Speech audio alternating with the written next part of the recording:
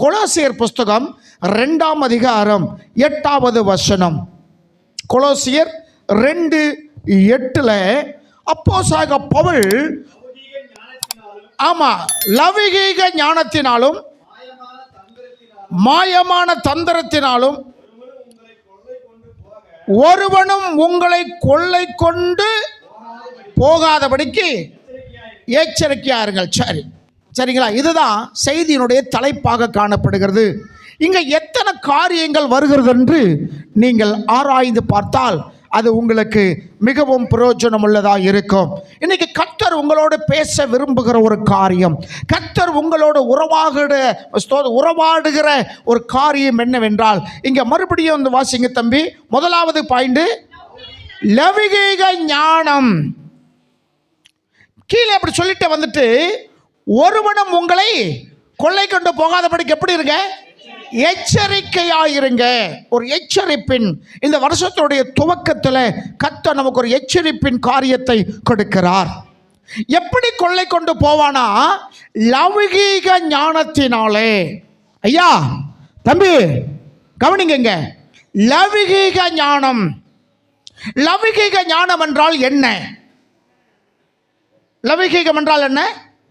உலகம். ஞானம் என்றால் உலகத்தினுடைய ஞானம்.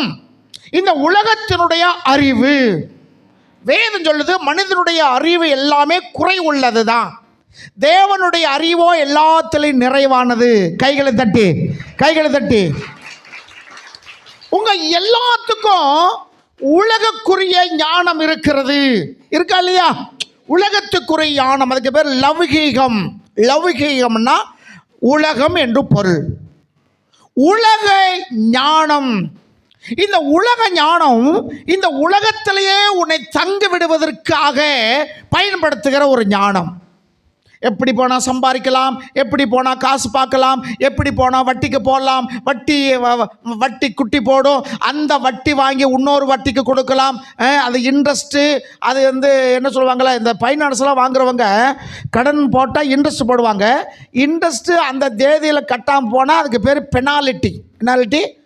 500 ரூபா 1000 ரூபா போடுவோம் ஒரு நாள் கட்டாமல் போயிட்டீங்கன்னா. அது நாம் சொல்கிறோம் வட்டிக்கு வட்டி அப்படின்னு நம்ம சொல்லுவோம். இப்படி உலக ஞானம், இந்த உலகத்தினுடைய பொருள் எப்படி பெருக்கிக் கொள்வது, எப்படி சுகபோகமான வாழ்க்கை வாழ்வது, எப்படி நம்முடைய குடும்பத்தை மேன்மைப்படுத்துவது, எப்படி வீடு வாசல் கட்டுவது, கட்டின பிறகு தோப்பு தோறவு வாங்கிறது, எல்லாமே உலகத்தினுடைய ஞானம். உலகம் நம்மளை ஒரு நாள் திருப்தி என்ன செய்யாது? படுத்த நினைக்கிறீங்களா?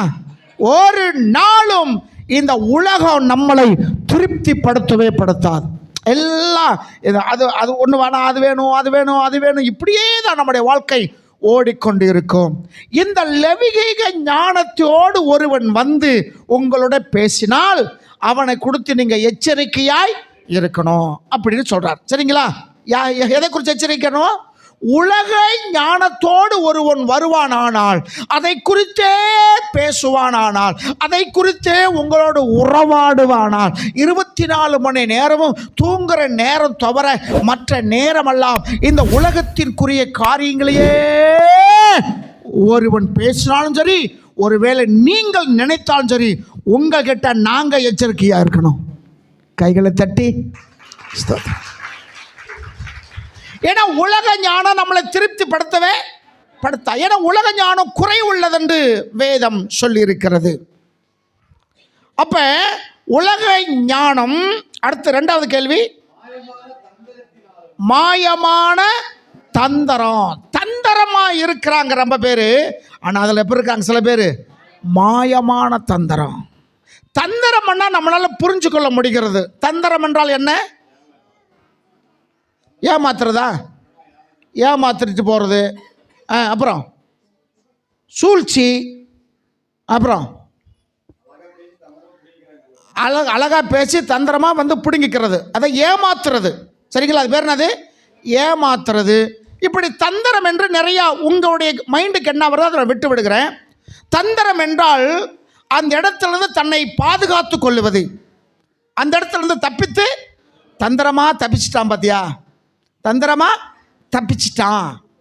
தந்திரமா அந்த காரியத்தை பண்ணிட்டான், தந்திரமா இந்த காரியத்தை சாதிச்சிட்டான் அப்படின்னு சொல்லுவார்கள். சரிங்களா? தந்திரம் என்றால் புரிந்து கொள்ள முடிகிறது. அதில் மாயமான தந்திரம். என்ன தந்திரம்? மாயமான தந்திரம். அப்படி என்னது? அப்படி என்னது? மாயமான அப்படின்னு என்னது? போலியான. அப்படின்னா என்னதுமா? போலியான தந்திரம். மாயமான தந்திரத்தினாலும். 2 3வது காரியம், ஒருவனும் கொள்ளை கொண்டு போயிடுவான். உங்களை கொள்ளைகிட்டு போயிடுவான். தந்திரமாய் உன்னை பேசி பேசி பேசி பேசி உனக்கு இடைஞ்சல் பண்ணிடுவான். காரணம், அவனுக்கு இருக்கிற ஞானம் எந்த ஞானம்? உலகத்தினுடைய ஞானம். உலகத்தினுடைய ஞானத்தினாலே ஞானம் இருக்கு. மாயமான தந்திரத்தினாலே உன்னை கொள்ளை கொண்டு போயிடுவான். அப்படி என்ன அர்த்தம்? நீ இருக்க வேண்டிய இடத்தை விட்டுட்டு உன்னை கொள்ளையடிச்சிட்டு என்ன செஞ்சிருவான்? போயிடுவான்.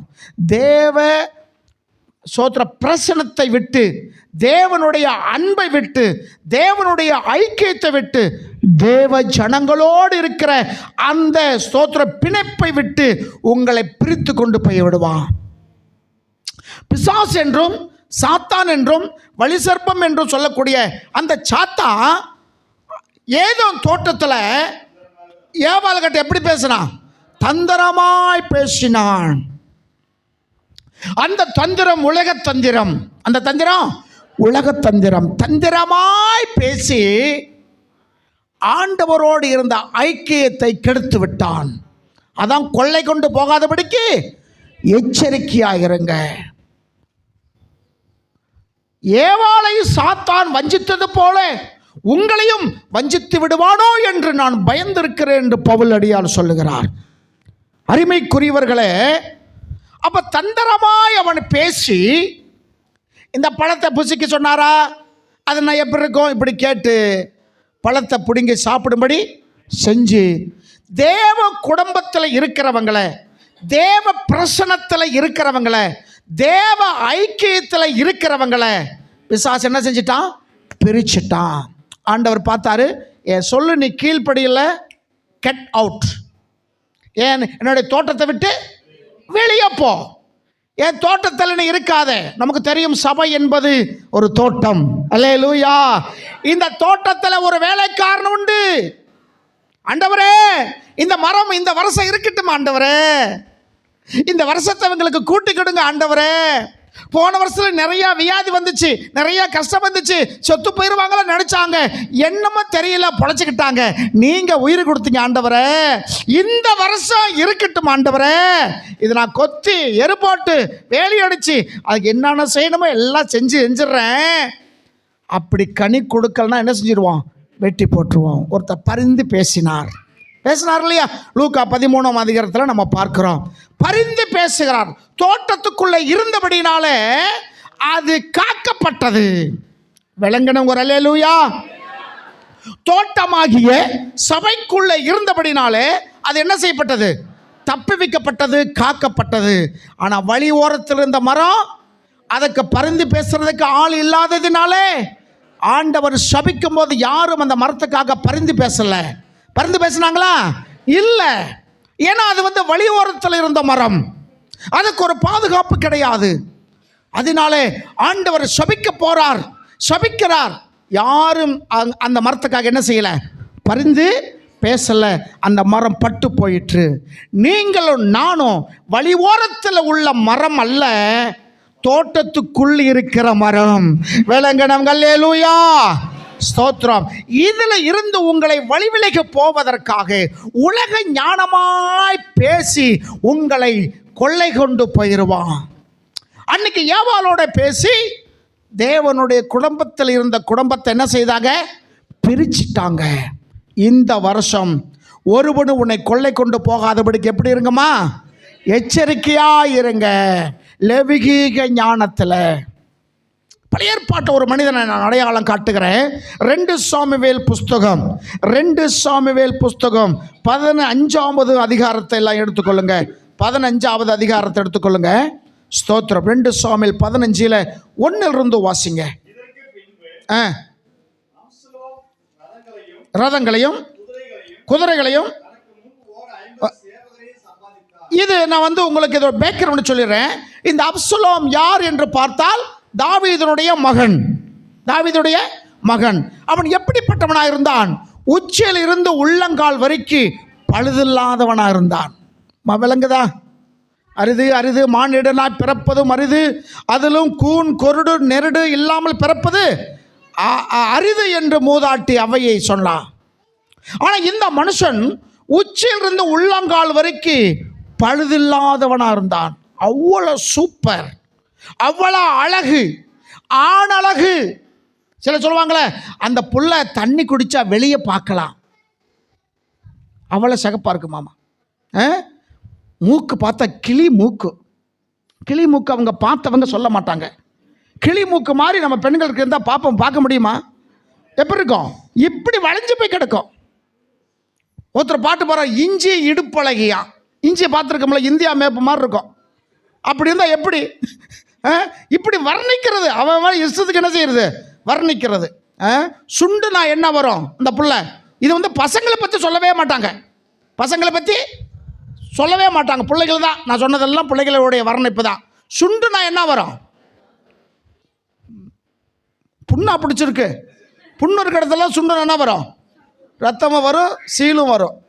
இப்படி சொல்கிறது அந்த பிள்ளைகளை மேன்மைப்படுத்துறதுக்கு சொல்கிறது. சரிங்களா?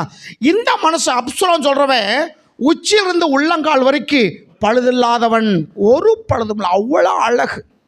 முடியெல்லாம் பார்த்தோம் அவ்வளோ வளரும், அவ்வளோ முடி வளரும், அவ்வளோ அழகு.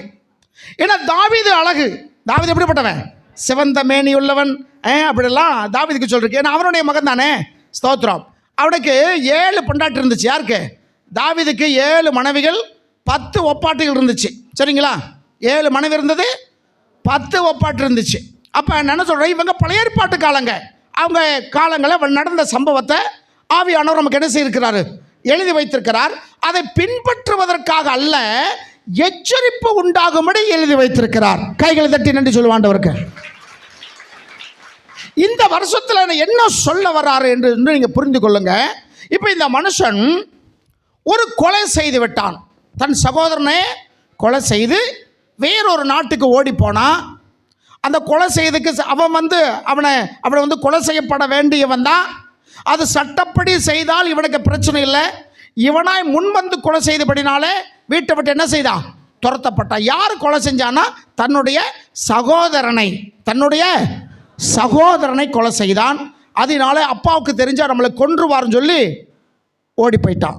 கேசூர்னு சொல்லக்கூடிய பகுதிக்கு ஓடி போய் அங்கே பல நாட்கள் தங்கியிருக்கிறான். அப்போ ஒரு நாள் அங்கே இருக்கிற அந்த மத்தியஸ்தர் அவர் போய் சமாதானம் பண்ணி என்ன செய்கிறாரு? அப்பா கிட்டையும் பேசுகிறாரு, மகன்கிட்டையும் பேசுகிறாரு.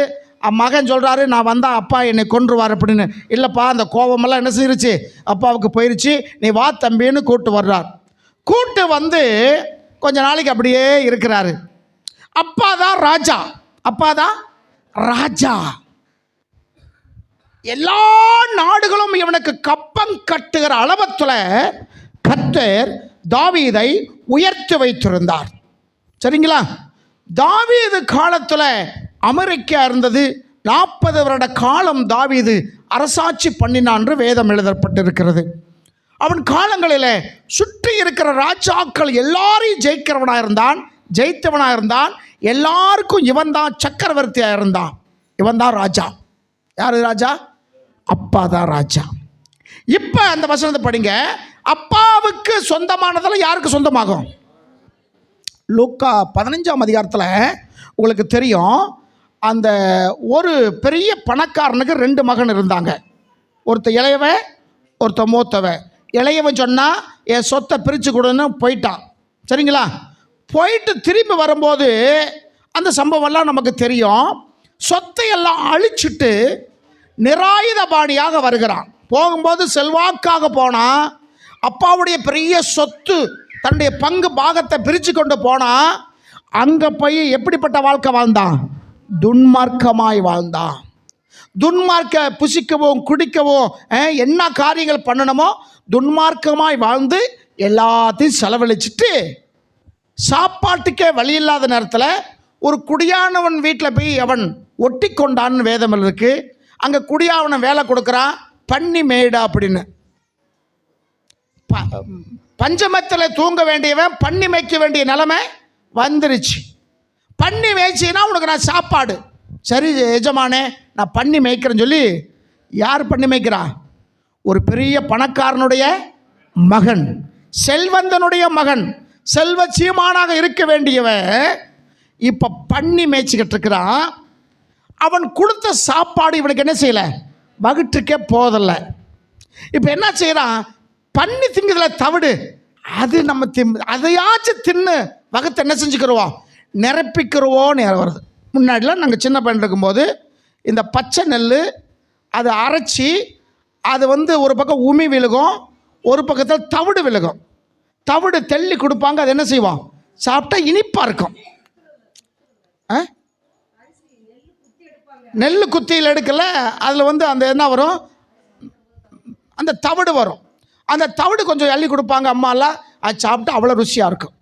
அப்போ அவன் அந்த நாட்களில் பன்னிக்கு போகிற தவிடை இவன் திங்கணுமா, ஏன்னா வகுத்துக்கே பத்தலை.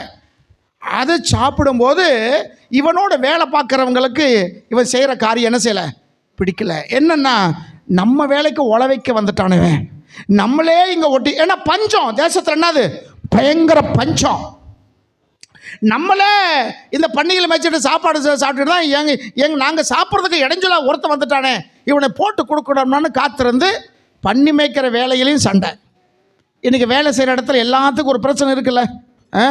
தொழிலாளர் இருந்தால் சூப்பராசால தொல்லை, சூப்பரேஸ் ஒருத்தர் இருந்தாருன்னா அவருக்கு மேலே டிஎம் இருப்பார், அவர்னால தொல்லை, அவர்னால இன்னொருத்தர் தொல்லை, இப்படி ஒவ்வொருத்தரும் தொல்லை இருந்துக்கிட்டு தான் என்ன செய்யும் இருக்கு.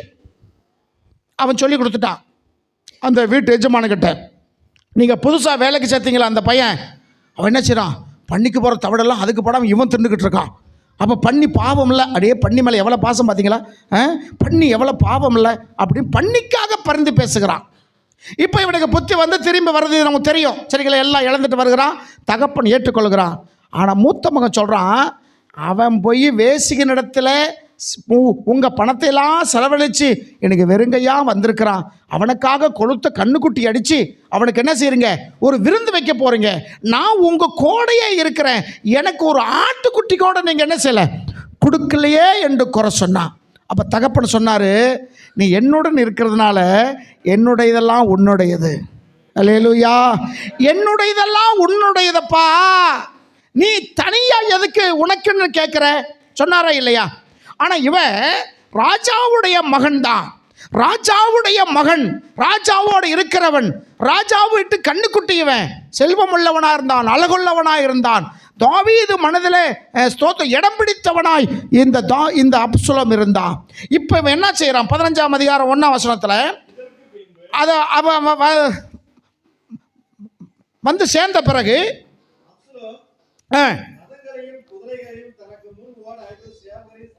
சம்பாதித்தான். ஏற்கனவே அப்பா சொத்தெல்லாம் இவன் சொத்து தான். அப்பா சொத்தெல்லாம் யார் சொத்துமா, அப்பாவும் சொத்தெல்லாம் யார் சொத்து, மகனுடைய சொத்து. இவன் தனக்கென்று ஒரு காரியத்தை சம்பாதிக்கிறான்.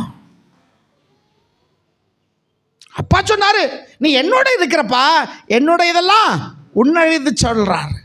இவன் தனக்கென்று 50 ஆட்களையும் சேவகரையும் தனக்கு முன் ஓடுகிற ஸ்தோத்திர குதிரைகளையும் என்ன செய்தான், சம்பாதிக்கிறான். உங்க சம்பாத்தியம் எப்படிப்பட்ட சம்பாத்தியம்? உங்கள் சம்பாத்தியம் பரலோகத்தில் சேர்த்து வைங்க. உங்க பொக்கிஷம் எங்க சேர்த்து வைங்க, பரலோகத்தில்.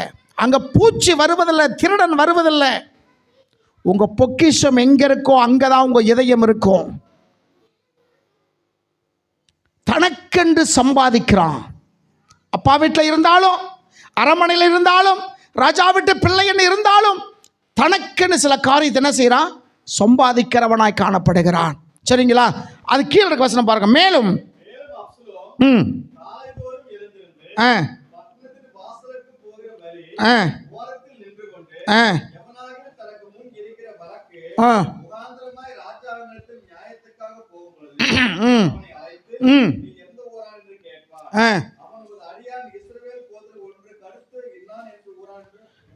இவன் ஸ்தோத்திர குதிரைகளையும் சம்பாதிச்சான், போர் வீரர்களையும் சம்பாதிச்சான். 50 பேரை சம்பாதிச்சுக்கன்னா 50 பேருக்கு பணம் கொடுத்துருக்கான், அப்படித்தானே? அவங்களுக்கு கூலி கொடுக்கணும்ல, சம்பளம் கொடுக்கணும்ல. சம்பளமாக வேலை செய்வாங்களா? செய்ய மாட்டாங்க. சம்பாதிச்சோடு இவன் அதிகாலையில் நேரத்தில் வந்து பட்டணத்தின் வாசலில் வந்து நிற்பான். பட்டணத்தின் வாசலில் வந்து நிற்பான். எதற்காக? 12 கோத்திரங்களில் தங்களுக்கு ஏதாவது வழக்கு வம்புகள் இருந்தால் அது எங்கே வருவாங்க? ராஜா கிட்ட வந்ததா அதை தீர்த்து கொள்வார்கள். அப்படி வருகிறவர்களை இவன் பார்த்த உடனே, யோ இங்கே வாயா. ஆனால் இவன் தாவீதுடைய மகன் என்று 12 கோத்திரத்துக்கும் தெரியும். அப்போ ராஜாவுடைய மகன் கூப்பிட்டா போகாமல் இருப்பாங்களா? போவாங்க. ஐயா வாங்க, நமஸ்காரம், சொல்லுங்க, எங்கே வர்ற? எனக்கு இன்னொருத்தருக்கு வழக்கு இருக்குயா, அந்த வழக்கை சொல்கிறதுக்கு நான் எங்கே போகிறேன்? ராஜா வீட்டுக்கு போய்கிட்டு இருக்கேன்னு சொல்லும்போது இவன் இடை மறிக்கிறான். ராஜாவின் வீடு ஒன்று இருக்கு. இவன் இடை மறித்து கொண்டு இவனுக்கு என்ன பிரச்சனை என்று கேட்கிறான். பிரச்சனை சொல்லதான் ராஜாவின் அரண்மனைக்கு என்ன செய்கிறார்? போகிறார். இது ராஜாவினுடைய அரண்மனை. அல்லேலூயா. ராஜா மாளிகையில் பகலாய் அமர்ந்திருப்பேன். சொல்லுங்க, ராஜா மாளிகையில் பகலாய் அமர்ந்திருப்பேன். கோயில் சொல்றோம்ல, கோ என்றால் அரசன், லயம் என்றால் அரண்மனை, அரசன் தங்குகிற இடம், அதுதான் கோயில். சில கோயில் கோயில் சொல்கிறாங்களே, நம்ம சர்ச்சுங்கிறோம். சர்ச்சுன்னு சொல்கிறது கோயில்னு சொல்கிறது நல்லது. இது சிசிக்காரங்க சொல்லுவாங்க, நாங்கள் கோயிலுக்கு போகிறோம். எங்கே போகிறோம்? கோயிலுக்கு போனோம். கோயிலுக்கு போகணும், நேரமாக எந்திரிங்க அப்படின்னு. கோயில் என்பது கோ என்றால் அரசன், இல் என்று சொன்னால் அரசன் தங்குகிற மாளிகை. இது தேவன் தங்குகிற மாளிகை. கைகளை தட்டி அல்லேலூயா. கர்த்தர் நல்லவர். இவன் ராஜாவுடைய அரண்மனைக்கு போகாமல் இடையில தடுத்து நிறுத்தி அவங்களை விசாரிப்பான். அக்கறை இருக்கிறது போல. அவன் பாமரையா இருந்தால் சொல்லிடுவான். அப்போ சொல்லும்போது இவன் என்ன சொல்லுவான்? அப்படியா, உன் வழக்கு நல்ல வழக்கு தான், உன் பக்கம் தான் ஜெயம் இருக்கு, நீ நியாயமானவன் தான், உனக்கு எதிர்பார்த்து அவன் செய்கிறது சரியில்லை, இது நீ அங்கே சொன்னால் உன் பேச்சு எடுபடாது, உன் பேச்சு இதை சொன்னால் உனக்கு நியாயம் கிடைக்காது. அவன் மாதிரியாக பார்க்குறான். சொன்னவன், என்னை நீங்கள் அந்த இடத்துல கொண்டு வந்தீங்கன்னா நான் உங்களுக்கு என்ன கொடுப்பேன்? நியாயத்தை கொடுப்பேன். சொல்கிறது யாரு? ராஜாவுடைய மகன். அங்கே போனால் உங்களுக்கு நியாயம் கிடைக்காது, அந்த சர்ச்சுக்கு போனால் உங்களுக்கு நியாயம் கிடைக்காது, அந்த சர்ச்சுக்கு போனால் ஜெபிச்சா உங்களுக்கு ஜெபத்துக்கு பதில் கிடைக்காது, நீங்கள் அந்த இடத்துக்கு போனால் உங்கள் வியாதி நல்லாகாது, அந்த இடத்துக்கு போனால் உங்களுக்கு பிரச்சனை தீராது. டைவர்ட்டுக்கு அண்ணி பார்க்குறான் வேறொரு இடத்திற்கு. இதுதான் கொள்ளை கொண்டு போகாதபடிக்கு எச்சரிக்கையாகிருங்க. விளங்குதா? இப்போ விளங்குதா? இந்த வருஷத்தில் ஒருவனும் உங்களை கொள்ளை கொண்டு போகாதபடிக்கு எப்படி இருங்க? எச்சரிக்கையா இருங்க. டைவர்ட் பண்ண பார்க்கிறான். ஜீவனுள்ள தேவனை தேடி வர்றீங்க, ஒருவன் குறுக்கல் நின்று கொண்டு தேவனுடைய ராஜ்யத்துக்கு வராதபடிக்கு உங்களை டைவர்ட் பண்ணுகிறான். அவன் லெவிகீக புத்தி காட்டுறான், உலக ஞானமாக பேசுகிறான். என்ன ஞானம்? எவ்வளோ ஞானமாக பேசுகிறான் பாருங்க. உங்கள் வழக்கு பார்த்தா நல்ல வழக்கு தான், நியாயமான வழக்கு தான், ஆனால் இது ஜெயிக்கிற வழக்கு தான். நீ அங்கே போனால் என்ன செய்யாது? உன் வழக்கு ஜெயிக்காது. என்ன மாதிரி ஆளை நீ தலைவராக தேர்ந்தெடுத்துட்டீங்கன்னா உனக்கு என்ன கிடைக்கும்? ஜெயத்தை கிடைக்கும். இது ஒரு நாள் 2 நாள் இல்லைம்மா, ஒவ்வொரு நாளும் இவன் செய்கிற வேலை இதுதான். சில பேர் தூரத்தில் வருவாங்க, அவங்கள வந்த உடனே கட்டி பிடிப்பான். யாரு? ராஜா மகன். என்ன செய்வான்? கட்டி பிடிப்பான். அப்படி சொல்லும்போது அந்த சாதா மக்களுக்கு எப்படி இருக்கும்? இப்போ உதாரணத்துக்கு மு.க. ஸ்டாலின், அவருடைய மகன் உதயநிதி இருக்கிறான். உதயநிதி வந்து நம்ம தெருவில் வந்து நம்ம தெருவில் இருக்கிற பசங்களை கையை கொடுத்தாலே அவங்களுக்கு எப்படி இருக்கும்? பயங்கர சந்தோஷம். துணை முதலமைச்சர் எனக்கு கையை கொடுத்தாரா, அதே கட்டி பிடிச்சாருன்னா எத்தனை செல்ஃபி எடுப்பாங்க இல்லையா? ஏன்னா முதலமைச்சர் என்னை தேடி வர்றாரு, என்னை கட்டி பிடிக்கிறாருன்னா எவ்வளோ சந்தோஷம். எத்தனை பேர் காலில் விழுந்தாங்க. இன்னைக்கு கையை பிடிச்சி முத்தம் கொடுக்குறவங்க இருக்காங்க இல்லையா? அவங்களுக்கு ஒரு ஆசை. ஏன்னா அவர் இருக்கிற இடம் உயர்ந்த ஒரு இடம். சாதாரண பசங்க எத்தனை முறை பார்த்தாலும் அவங்களுக்கு என்னது பெருசாவே தெரியாது. இப்படி உயர்ந்த இடத்துல இருக்கிறவங்க சுமார் இருக்கவங்கிட்ட பேசினாலே அவங்களுக்கு எப்படி இருக்கும்? சந்தோஷம். ஒரு அம்மா சொல்லுது, ஸ்தோத்திரம், கரூரில் கடந்த வருஷத்தில் ஒரு நிகழ்ச்சி நடந்து போச்சு. 41 பேர் செத்து போயிட்டாங்க. மிதிப்பட்டு உதப்பட்டு மூச்சு திணறலாகி செத்தாங்க. அதில் 7 பிள்ளைகள். அதில் தப்பிச்சுட்டு வந்த 2 பேர் குரூப் நம்மக்கிட்ட தான் இருக்குது. ஸ்தோத்திரம். அப்போ 7 பிள்ளைகள்.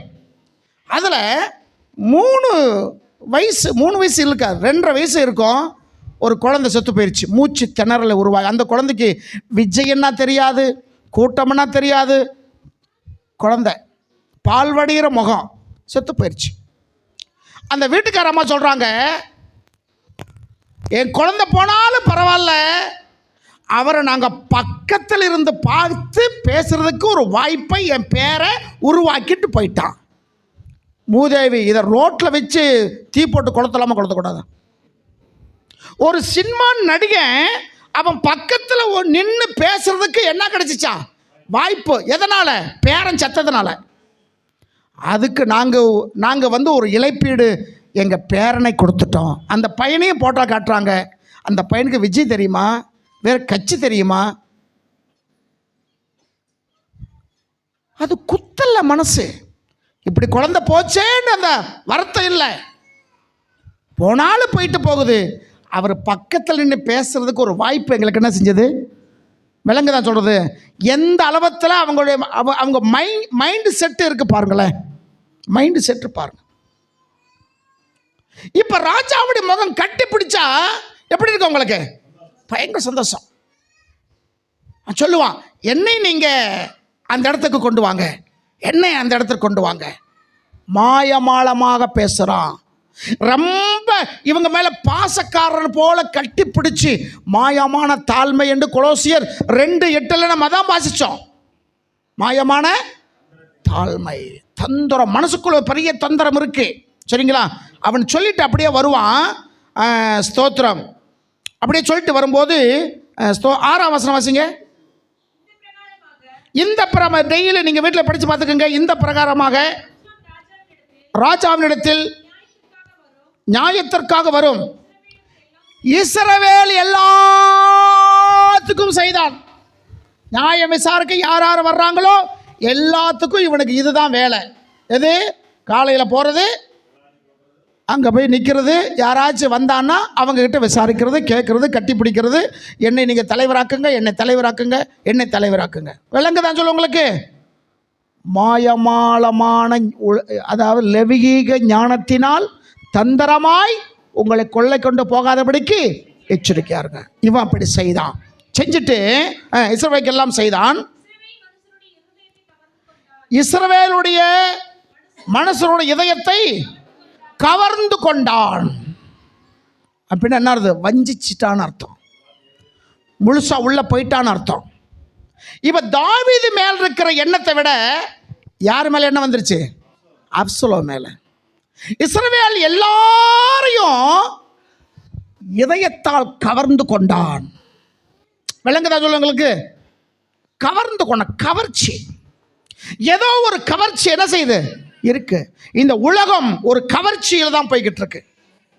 அந்த அம்மா சொல்லுதே, என் பேரன் போனாலும் பரவாயில்ல, நான் பக்கத்தில் இருந்து பார்க்க வாய்ப்பு கிடைச்சதேன்னு சொல்றாங்களே, எவ்வளவு பெரிய கவர்ச்சி! கவர்ச்சியா இல்லையா? இந்த உலகம் உங்களை ஏதோ ஒரு வகையில் கவர்ச்சிக்குள்ளாக ஆக்கி கொண்டிருக்கிறது. பரமன் இயேசுவிடம் வராதபடிக்கு அந்த கவர்ச்சி உங்களை தடுத்து நிறுத்துகிறது. அது பணமாயிருக்கலாம், பொருளாயிருக்கலாம், சுகமாயிருக்கலாம், ஏதோ ஒரு காரியமாக இருக்கலாம். ஏதோ ஒரு காரியம் உங்களை கவர்ச்சி படுத்தி கொண்டு இருக்கிறது. இந்த உலகத்தினுடைய கவர்ச்சி எல்லாம் ஒரு நாள் போயிடும். இந்த உலகத்தினுடைய கவர்ச்சி ஒரு நாள் போயிடும். இந்த உலக கவர்ச்சி நமக்கு நிரந்தரம் அல்ல. நீங்கள் ரொம்ப அழகானவங்களா? நீங்கள் ரொம்ப அழகா? உண்மைதான், நம்ம எல்லாருமே அழகு தான். உங்கள் முழு அழகை நீங்கள் பார்க்கணும்னா ஆதார் அட்டை எடுத்து பாருங்கள், உங்கள் அழகு எப்படி இருக்குன்னு தெரியும். ஓட்டைடி சொன்ன மாதிரி ஆதார் அட்டை கூட நம்ம போட்டோ எடுத்து கொடுத்துட்றாங்க, அப்படி தானே? ஓட்டு ஐடியை பாருங்கள், இல்லைன்னா ஒரு எக்ஸ்ரே எடுங்க, அதில் இந்த தோல் தெரியாது. நம்ம எலும்புக்கு மேலே இருக்கிற உறுப்புகள் ஒன்றுமே தெரியாது. உங்களோட எலும்பு கூட தெரியும். அந்த முழு எலும்பு கூட பாருங்கள் உங்கள் அழகு எப்படின்னு.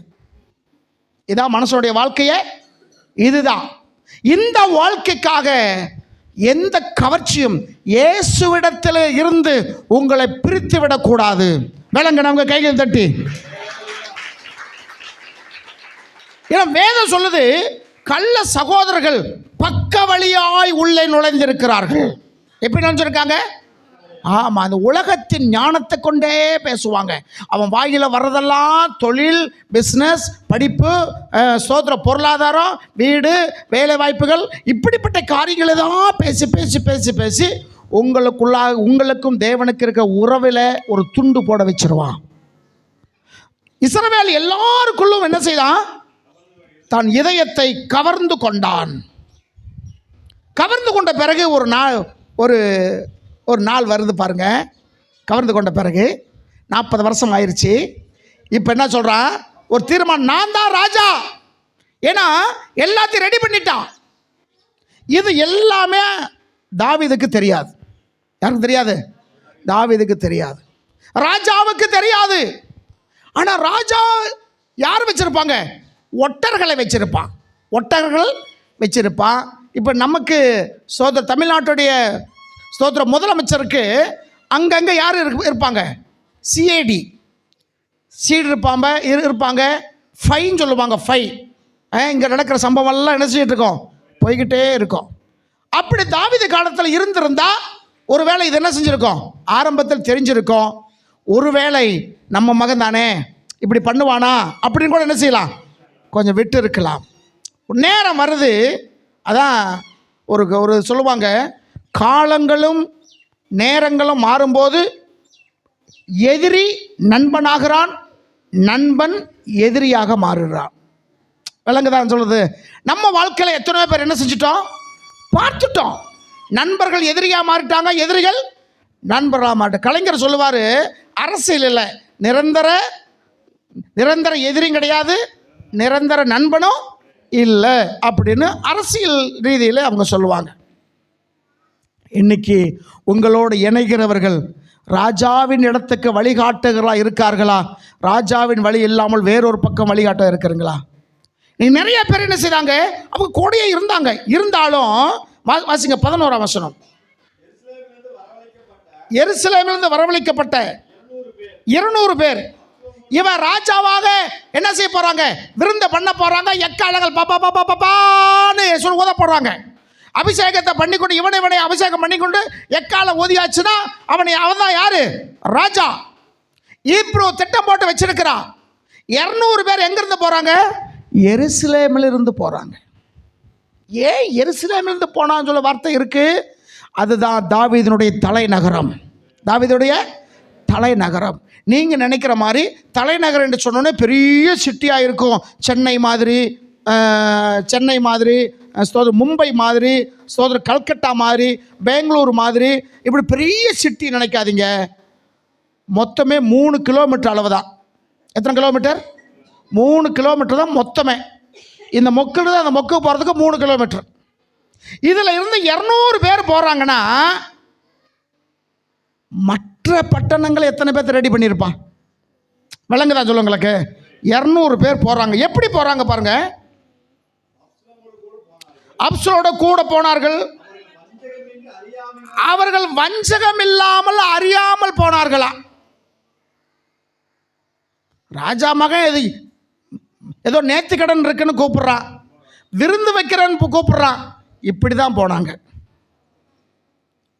ஏவாள் கிட்ட நயமா சாத்தான் பேசினான். அவன் வஞ்சகம் இல்லாமல் என்ன செய்தான்? சாப்பிட்டா. குடும்பம் என்ன ஆயிடுச்சு? 2 ஆயிடுச்சு. ஆனால் ஆண்டவர் சொல்லியிருந்தார், சொன்ன வார்த்தை மீறினாள். ஏவாளுக்கு சொல்லல, ஆதாமுக்கு சொன்னதுனால தான் பாம்பு இவளிடத்தில் பேசும்போது ஆமாம் சாப்பிடக்கூடாதுன்னு சொல்லியிருக்கிறாரு அப்படின்னு கணவன் சொன்னதை அங்கே பாம்பு கிட்ட சொல்கிறான். இங்கே 200 பேர் எப்படி போனாங்களா? வஞ்சகம் இல்லாமல், வஞ்சகமும் இல்லை, அறியாமையினால என்னன்னு எதுக்கு போறேன்னு அவங்களுக்கே. இன்னைக்கு தாலி கட்டும்போது ஒரு சந்தோஷத்தில் என்ன செய்வாங்க, ஓன்னு சத்தம் போடுறாங்க. எதுக்குங்க அப்படி சொல்லி ஒரு பொண்டாட்டி கேட்குது. புருஷன் சொல்கிறாரு, அதான் அவனுக்கு சங்கு சத்தம். ஏனுங்க முன்னாடியெல்லாம் அப்படி யாரும் சத்தம் போடுறது இல்லைல்ல. ஆனால் முன்னாடியெல்லாம் அப்படி என்ன இல்லை, அப்படி சத்தம் போடுறது இப்போ தான் ரீசெண்டாக தான் படுத்தப்படுறாங்க. அப்போ அவர் சொல்கிறாரு, அதெல்லாம் கிடையாது, முன்னாடியே சொல்லுவாங்க தான். ஐயர் சொல்கிறார்ல, சீக்கிரம் கூட்டு வாங்க, நல்ல நேரம் முடிய போகுது. அன்னைக்கோட அவன் ஜோலி முடிஞ்சுன்னு அர்த்தம். நல்ல நேரம் என்ன செய்யுது, அதோட முடியுது. அப்போ ஒரு மனைவி கட்டினாலுமே உலக ஞானி மாதிரி பேசுகிறான். இவன் 1000 மனைவி கட்டினவன். எவ்வளோ அனுபவம் இருக்கும், இருக்குமா இருக்காதா? ஒரு பொண்டாட்டி கட்டிக்கிட்டு சேலை வாங்கி கொடுத்தோம், செருப்பு வாங்கி கொடுத்தோம், ஜாக்கெட் வாங்கி கொடுத்தோம், அது பண்ணி இது பண்ணி திருப்திப்படுத்துறது ஒரு புருஷனுக்கு. சில பேருக்கு புருஷன் அதே யோசனை, எப்படி இருந்தால் சந்தோஷமா இருப்பா, என்னாச்சு, அதுவே வேலைக்கு போனாலும் நினப்பில் அங்கே தான் இருக்கு.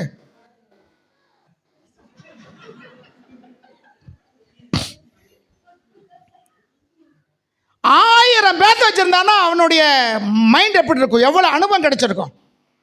கிடைச்சிருக்காதா? அவன் தான் சொல்றான், மாயே மாயே மா, எல்லாம் மாயே. சூரியனுக்கு கீழே மனசுல படுகிற எல்லா பிரயாசம் மாயே. 1000 பொம்பளை 1000 ஆம்பளைகளை ஒரு புருஷனை நான் கண்டிருக்கேன். ஆனால் 1000 பெண்களில் ஒரு பொம்பளை நான் பார்க்கலங்கிறான். ஏன்னா அவனுக்கு 1000 பொண்டாட்டி. அதான் கரெக்டாக அதெல்லாம் 1000ல் ஒரு தீயம்மா நீ ஒரு பாட்டு இருக்குல்ல. இங்கே என்ன சொல்ல வரனா, நீ கிறிஸ்துவினுடைய போதனையில் நடக்க வேண்டியவர்கள். இன்னைக்கு யாரோட போதனை நடந்துக்கிட்டு இருக்கீங்க? அந்த வசனம் வாசி தம்பி மறுபடியும். போதனையின்படியே நடந்து. நாம் யாருடைய போதனை நடக்கணும்? ஆமாம், உன்மேல் என் கண்ணை வைத்து உனக்கு ஆலோசனை சொல்லுவேன், உன் நடக்க வேண்டிய வழியை நான் காட்டுவேன். போதனை இயேசுவினுடைய போதனை. இயேசுவினுடைய போதனை நடக்க வேண்டிய நாம இன்னைக்கு யாருடைய போதனை நடந்து கொண்டு இருக்கிறோம்? மனுஷன் போதனை எப்பொழுதும் பூமி குறிச்சே பேசும், இயேசுடைய போதனை பரலோகத்து குறிச்சே பேசும். அல்லேலூயா, அல்லேலூயா. வீடு நமக்கு நிரந்தரம் இல்லை, சொத்து நமக்கு நிரந்தரம் இல்லை, காரு பங்களா நமக்கு நிரந்தரம் இல்லை. ஒரு வெள்ளம் வந்து நம்மளாம் டிவியில் பார்க்குறோம், எத்தனை வீடுகள் அப்படியே விழுகுது, எத்தனை கார்கள் தீப்பெட்டி மாதிரி என்ன செஞ்சிட்டு இருக்கு. இதுவா நமக்கு நிரந்தரமான ஆசீர்வாதம்? இதுவா நிரந்தரம்? 10 படுக்கு மாடி தீப்பெட்டி மாதிரி சாயுது, அப்படியே ஆத்துக்குள்ள விழுந்து என்ன செய்யுது, அரைச்சிட்டு போகுது. வயநாடு பகுதியில் ஒரு ஊரே காணாமல் போச்சு. எத்தனை வீடு இருந்திருக்கலாம். அந்த டயத்தில் 4-5 பசங்களோட பேசிக்கிட்டு இருந்தேன். அவ சொன்னாங்க, அண்ணே மாமா நான் அந்த ஊருக்கெல்லாம் போயிருக்கிறேன், அந்த ஊர் எனக்கு தெரியும், பெரிய பெரிய பணக்காரங்க, வசதி படைச்சவங்க, நிறைய பேர் வெளிநாட்டுக்கெல்லாம் போயிட்டு வர்றாங்க. எங்கே போச்சு? எத்தனை பேர் செத்தாங்கன்னே தெரியல. மண் வந்து மூடிடுச்சு ஊரையே, அப்படியே தள்ளிட்டு ஆற்றுக்கு போய் கொண்டு போயிடுச்சு. இதுவா நமக்கு நிரந்தரமான ஆசீர்வாதம்? எது நிரந்தரம்? பரலோகம் தான் நிரந்தரம். அல்லேலூயா. இயேசுவே நிரந்தரம். அந்த நிரந்தரமான இயேசுவை நீ நாட வேண்டும் என்பதுதான் போதனை என்று எழுதியிருக்கிறது. ஆனால் இன்னைக்கு மனுஷன் போதனை என்ன? நல்லா வேலைக்கு போகணும், நல்லா சம்பாதிக்கணும், நல்லா பொண்டாட்டி கட்டணும், நல்லா குழந்தைகள் பிறக்கணும், அவனுக்கு பிள்ளைகள் பார்க்கணும், அவனுக்கு பொண்டாட்டி கிடக்கணும். இதாயா சுய ஆராதனை? தெய்வக்குரிய ஆராதனை இருக்குது, இங்கே சுய இஷ்டமான ஆராதனை. உனக்கு நேரம் கிடைக்கும் போது மட்டும் சர்ச்சுக்கு வருவேன், நான் ஆராதனைக்கு போகிறேன். அன்றைக்கி எந்த வேலையில் சும்மா இருப்பேன், அப்போ வர்றது அது ஆராதனை இல்லை. சபை ஒழுங்கு ஒன்று இருக்குல்ல, ஒரு விசேஷ கூட்டம் வைக்கிறோம், வரணுமா வேணாமா? உன் இஷ்டத்துக்கு வந்தீங்கன்னா அதுக்கு பேர் என்னது? சுய இஷ்டமான. எனக்கு இஷ்டமான ஆராதனை. உனக்கு இஷ்டமான ஆராதனை ஒன்றும் இல்லை, தேவனுக்கு இஷ்டமான ஆராதனை நீ கலந்து கொள்ள வேண்டும். அல்லேலூயா. உன் இஷ்டத்துக்கு ஆராதனை என்ன செய்ய முடியாது? இஷ்டத்துக்கு ஒரு ஆராதனை இல்லை, அந்த ஆராதனையில் தேவனுக்கு இஷ்டம் இருக்கா? அல்லேலூயா. உங்க வாழ்க்கை உங்க இஷ்டத்துக்கு வாழுகிற வாழ்க்கை அல்ல. விளங்குதா? கோயில் மாடு அது இஷ்டத்துக்கு தெரியும், ஆனா வண்டி மாடு, ஒருவன் கைக்குள்ளா இருக்கிற மாடு தன் இஷ்டத்துக்கு என்ன செய்யாது? போகுமா? போகாது. நீங்களும் நானும் ஒரு கட்டுப்பாட்டுக்குள்ள, ஒரு தோட்டத்துக்குள்ள இருக்கிறபடினால அதனுடைய கண்ட்ரோலில் இருக்கிறோம். உங்க இஷ்டத்துக்கு என்ன செய்ய முடியாது. இங்க சொல்றது இப்படிப்பட்ட போதனை சுய இச்சையின்படி இஷ்டமான ஆராதனையும். இந்த 8ஆம் வசனத்தில் சொன்ன வார்த்தை மறுபடியும் 23 வந்துருச்சா? மாயமான தாழ்மையும்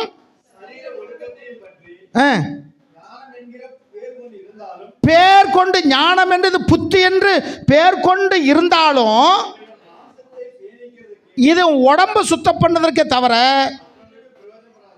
வேற ஒன்றுக்கும் ஆகாது. வேற ஒன்றுக்கும் ஆகாது.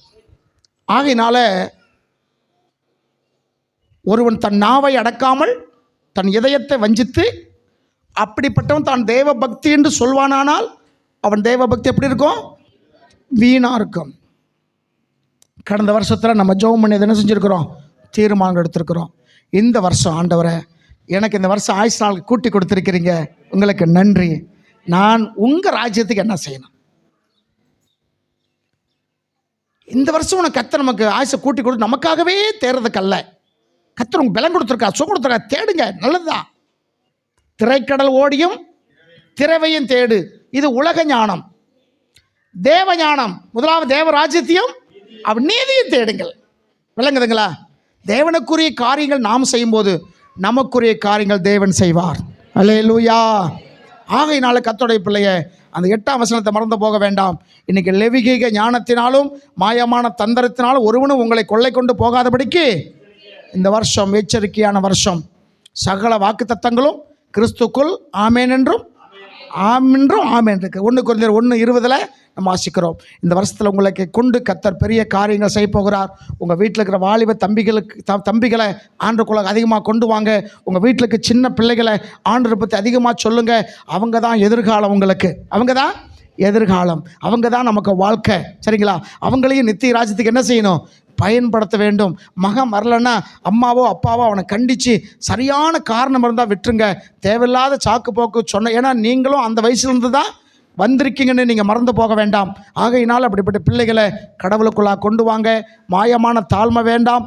ஒருவரும் உங்களை வஞ்சியாதபடிக்கு எப்படி இருங்க? எச்சரிக்கையாடுங்க. கர்த்தர் உங்களை ஆசீர்வதிப்பாராக. ஆமென்.